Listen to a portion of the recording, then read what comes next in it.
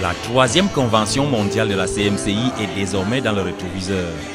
Mais l'assimilation des messages qui en ont constitué la trame requiert non seulement des séances de répétition, mais encore un travail profond de dissection, de décryptage et d'analyse, sans lequel les vérités exposées retomberaient bien vite dans l'oubli.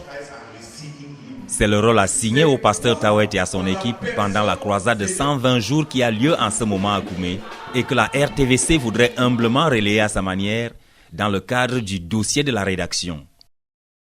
Aujourd'hui, ce catéchiste électronique se penche sur le message introductif de la Convention, celui de la cérémonie d'ouverture, délivré devant un auditoire composite au plan sociologique aussi bien que spirituel. Croyants et non-croyants, riches et pauvres, patrons et subalternes mélangés.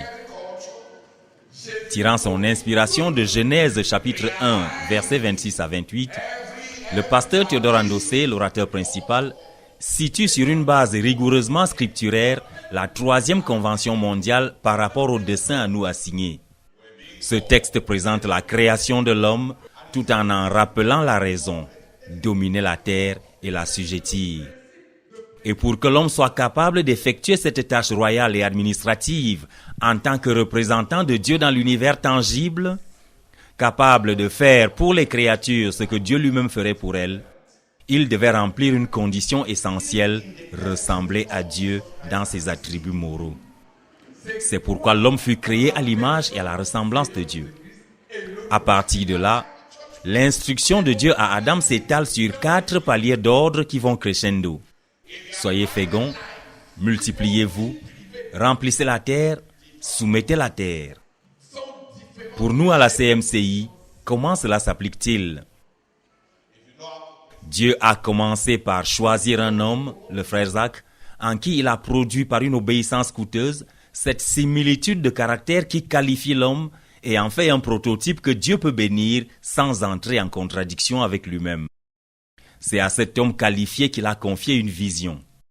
La suite, c'est la multiplication du prototype, l'expansion, les grands effectifs, jusqu'à la domination initialement voulue par Dieu, jusqu'à ce que la terre soit remplie de la connaissance de l'Éternel, comme le fond de la mer par les eaux qui le couvrent, selon Ésaïe chapitre 11, verset 9. En effet, pour Dieu comme en science politique, ce sont les effectifs qui imposent la domination, ce sont les grands effectifs qui établissent les valeurs sociales et les grandes tendances mondiales. Un jeune chercheur camerounais, un certain Zacharias Tanefomum, professeur de chimie organique de rang magistral à l'université de Yaoundé 1, a porté haut l'étendard de la nation en décrochant, pour la première fois dans ce pays, le très prestigieux diplôme de Doctor of Science, un diplôme qui n'a pas d'équivalent en français. Ces travaux dont l'intérêt scientifique était ainsi reconnu portaient sur des hormones susceptibles d'inverser le processus de vieillissement, notamment en santé de reproduction. Une fondation est d'ailleurs annoncée pour poursuivre ses travaux, car il a formé des disciples en recherche scientifique comme il en a formé en matière spirituelle. L'obéissance totale que Dieu avait exigée de lui en toutes choses, gestion financière, utilisation du temps, relations humaines, etc., était accompagnée d'une promesse de bénédiction selon laquelle, d'ici 2065, la CMCI amènerait au Seigneur Jésus 1 milliard de personnes qui lui rendent une obéissance totale en toutes choses dans les 250 nations de la planète Terre.